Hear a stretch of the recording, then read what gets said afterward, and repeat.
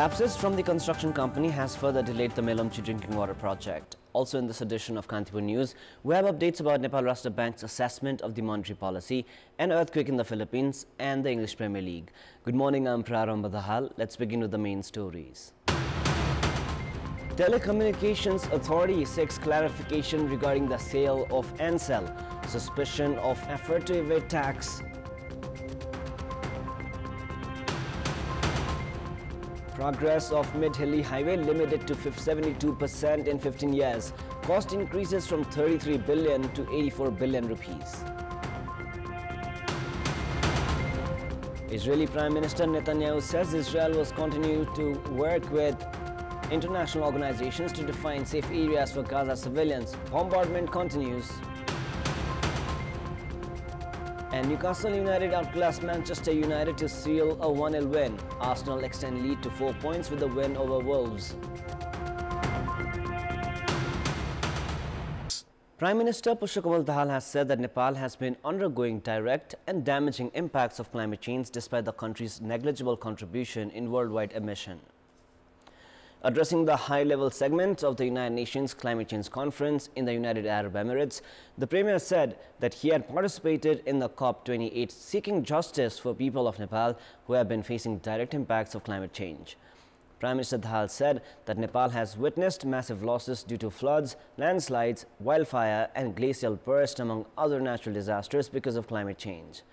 The Premier has made calls for protection of lower Himalayan range as millions of people depend on it for their livelihood and as a basis of civilization. He said that developing countries, including Nepal, have been facing financial and technical difficulties in climate change adaptation and minimization of its effects.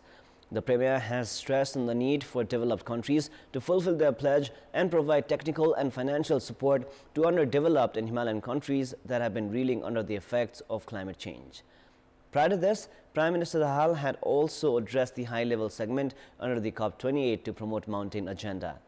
During the program, Premier Dahal highlighted the delay in implementing the Paris Climate Accords to limit global warming to 1.5 degrees Celsius. He stressed on the need for equitable climate fund, simple procedure, transparency, and benefit for countries including Nepal. During the conference, UN Secretary General Antonio Guterres said that this delay is addressing mountain agenda would cause an irreparable loss and urged the responsible countries and entities to address the issue. AATA, the parent company of Ncell, which had been embroiled in tax evasion cases in the past, has decided to sell 80% of its shares at a minimum rate. AATA had purchased 80% of the shares of Ncell from Norwegian company Telia Sonera at 1.36 billion rupees on the 11th of April 2016, which is 143 billion rupees as per current exchange rate. AATA has geared up to sell the shares of Ncell to British company Spectralite at 6.66 billion rupees. Experts say that this could be yet another case of a massive tax evasion as the shares are being sold at cheaper rates than 8 years ago when it had been purchased by the company. Telecommunication companies are required to acquire permission from the regulatory body Nepal Telecommunications Authority (NTA) before buying and selling shares. However, NTA says that AATA has yet to make initiation for the permit. Sources have also said that the trading of shares was also done abroad. Experts of commercial law say that although the shares can be sold to foreign companies, the regulatory body must be vigilant and prevent losses to the state. Ncell had filed a case at the concerned international body after the large taxpayers' office evaluated that Ncell had to pay 62,634.9 million rupees in the fiscal year 2072. The International Center for Settlement of Investment Disputes has issued a verdict in favor of the government of Nepal in the month of June last year. According to a research conducted by State of Tax Justice in 2022, international companies around the globe are involved in 480 billion rupees of tax evasion. Despite the lapse of 15 years, construction works of the Pushpa Mid-Hilly Highway, which was supposed to conclude within 8 years, have yet to complete. The government had recognized the project with national pride status in the fiscal year 2012-13. While the project has been delayed because of government indifference in addressing issues related to construction, the cost of the project has increased threefold to 84.33 billion rupees. 72.7% works of the 1,878-kilometer Pushpa Mid-Hilly Highway connecting Chiwa Vanjang of Pasthar to Jhulaghat of Baitadi have been completed. The project was supposed to conclude within 8 years, but 15 years have gone by. The government has extended the project deadline on several occasions and has a target of completing the project within 5 years. However, there is no basis for completion of the project even in that time period. Lack of collaboration among government entities regarding clarity of the road structure, disputes related to compensations and felling of trees had caused the delay in construction works. Construction works of the 1,878-kilometer highway are being carried out in 2 sections. The project is constructing 1,158 kilometers, while other entities are building 721 kilometers. A total of 3,869.2 million rupees has been allocated by the government in the ongoing fiscal year, for which the project is expected to benefit 10 million people. 1,402 kilometers of the highway has been blacktopped. While the eastern section of the project is in the final phase, tracks remain to be opened in some places in the west. The Pushpa Mid-Hilly Highway is connected with more than 250 settlements of 24 districts. The project was initially expected to cost 33 billion rupees. However, the cost has now increased to more than 84 billion rupees. Contract of 116-kilometer section and 15 bridges remains to be awarded. A person has died because of a gunfire while hunting in the forest of Tamakosi, rural municipality of Dolakha. Police has identified the deceased as 20-year-old Sanjeev Sarki, who had reached the forest for hunting with his friends. Sarki breathed his last while undergoing treatment. Meanwhile, police have held Sarki's friends for investigation. Vehicular movement through the Koshi Highway, which has remained obstructed since last night, has yet to resume. A truck that was headed to Dhankuta from Itahari had collided with a four-wheeler which had headed to Biratnagar from Sankwasava Saturday night at Kolbote. Vehicular movement has remained obstructed since then, as the truck that has been blocking the road section has yet to be removed. Police have said that a crane was unable to remove the truck last night and that another crane of a higher capacity has been summoned this morning. Time now for our segment Public Pulse, where you text us with your opinion. Public Pulse. The question is, what do you term the failure in completion of the Mid-Hilly Highway even in 15 years? Your options are A. Irresponsible contractors, B. Inadequate budget, and C. Lapses in coordination. The voting is on. Type NEWS, select your option A, B or C and send it to 34001 to share your opinion with us. In our Public Voice segment, we have asked in several provinces how their local levels have been managing waste. Let us now take a look at what they had to say.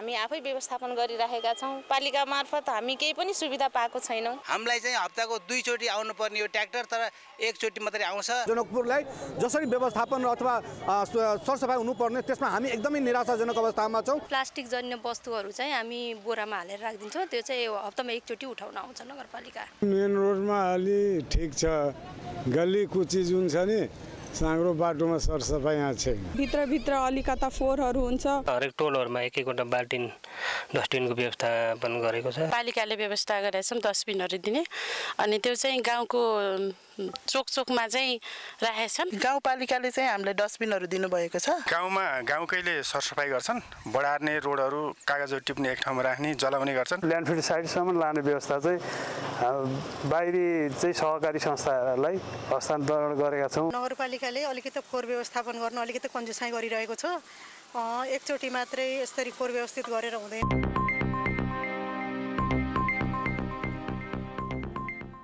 It is now time for the international news. Israeli Prime Minister Benjamin Netanyahu said that Israel was continuing to work in coordination with the United States and international organizations to define safe areas for Gaza civilians. Saying it was important because Israel had no desire to harm the population, Netanyahu added that they had a very strong desire to hurt Hamas. Netanyahu spoke after U.S. Vice President Kamala Harris said that too many innocent Palestinians had been killed in Gaza as Israeli warplanes and artillery bombarded the enclave on Saturday following the collapse of a truce with Hamas militants. Residents feared the barrages presaged an Israeli ground operation in the south of the Palestinian territory that would pen them into a shrinking area and possibly try to push them across into Egypt. The Gaza Health Ministry said at least 193 Palestinians had been killed since the truce ended on Friday, adding to the more than 15,000 Palestinians dead since the start of the war. Israel has sworn to annihilate Hamas following October 7 rampage in southern Israel, in which it says 1,200 people were killed and more than 200 were taken hostage. Flares and explosions lit up the sky over Gaza as Israeli forces continued their bombardment of the enclave. The Israeli military said that in the space of 24 hours, its ground, air and naval forces had hit 400 militant targets and killed an unspecified number of Hamas fighters. Meanwhile, Hamas has said its forces has killed and injured a number of Israeli soldiers in northern Gaza. A powerful earthquake with a preliminary magnitude of 7.6 struck Saturday off the southern Philippines coast, prompting many villagers to flee their homes in panic around midnight after Philippine authorities issued a tsunami warning, which was later dropped. The quake struck at 10:37 p.m. local time at a depth of 32 kilometers, according to the U.S. Geological Survey. There were no immediate reports of major damage or casualties. The Philippines, one of the world's most disaster-prone countries, is often hit by earthquakes and volcanic eruptions due to its location on the Pacific Ring of Fire, an arc of seismic faults around the ocean. The archipelago is also lashed by about 20 typhoons and storms each year. 3 people have been killed and 9 others wounded when an explosion ripped through a Catholic mass in a university gymnasium in the southern Philippines today. Lanao del Sul Governor Mamintal Adyong Jr. took stock of the investigation at the blast site at Mindanao State University and later visited the wounded in hospital, photographs released by the local government has showed. The police said one angle being pursued was possible revenge by pro-Islamic State militants. The blast occurred in Marawi, a city besieged by Islamic militants for 5 months in 2017. The Philippine military said on Saturday they had killed 11 militants, including members of the Dawla Islamia Philippines, a pro-Islamic state group, in a military operation the day before in Maguindanao del Sul province. The university said it was suspending classes until further notice. Interior Minister Gerald Darmanin has said that 1 person has died and 2 others have been injured after a man attacked tourists in central Paris near the Eiffel Tower. Police quickly arrested the 26-year-old man, a French national, using a taser stun gun, Darmanin told reporters. The suspect was on the French Security Services watch list and was also known for having psychiatric disorders, the Interior Minister added. The attack took place around 7 p.m. local time when the man attacked a tourist couple with a knife on the Quai de Grenelle, a few feet away from the Eiffel Tower, mortally wounding a German national. He was then chased by police and attacked 2 other people with a hammer before being arrested. Cocaine weighing 1,108 kilograms and wrapped in Disney-themed packaging was recovered from the Sea of Colombia after the country's navy intercepted a smuggler's boat. Officials said the boat's crew hurled their contraband into the water after finding out they were being watched, and the drugs were recovered from the water by Coast Guard vessels off the coast of Cartagena in Bolivar department. The smugglers abandoned their vessel on a beach and escaped. A total of 44 packages valued $36.5 million were recovered, the Navy said in a statement. Despite decades of fighting drug trafficking, Colombia remains one of the world's top producers of cocaine.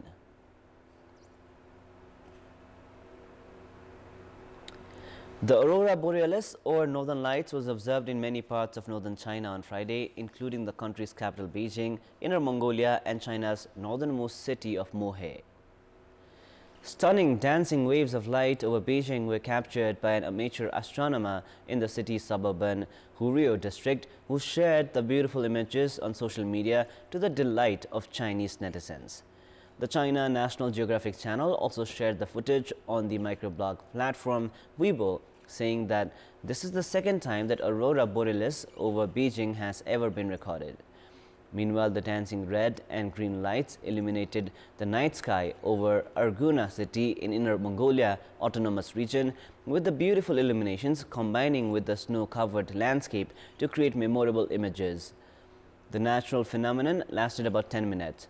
The Aurora Borealis was also observed in Mohe city in northeast China's Heilongjiang province, with many tourists and photographers braving the chilly weather to admire the celestial spectacle. China's National Center for Space Weather issued an alert for a strong geomagnetic storm from Thursday to Saturday, indicating the likelihood of a moderate to strong geomagnetic storm on Friday, which is conducive to the appearance of the northern lights. The Aurora Borealis is caused by the collision of charged particles directed by the Earth's magnetic field. The phenomenon is observable in northern latitudes, making Mohe the best place in China to observe the natural wonder.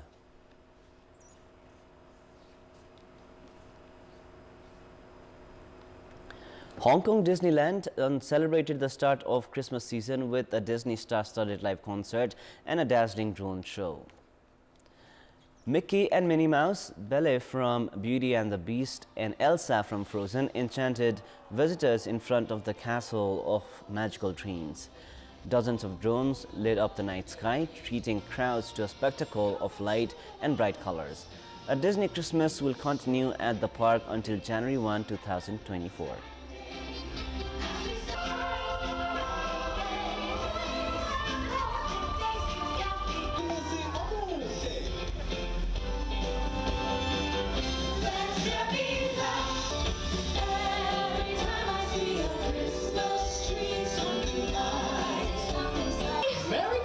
Melody, tell Santa make you what you want for Christmas.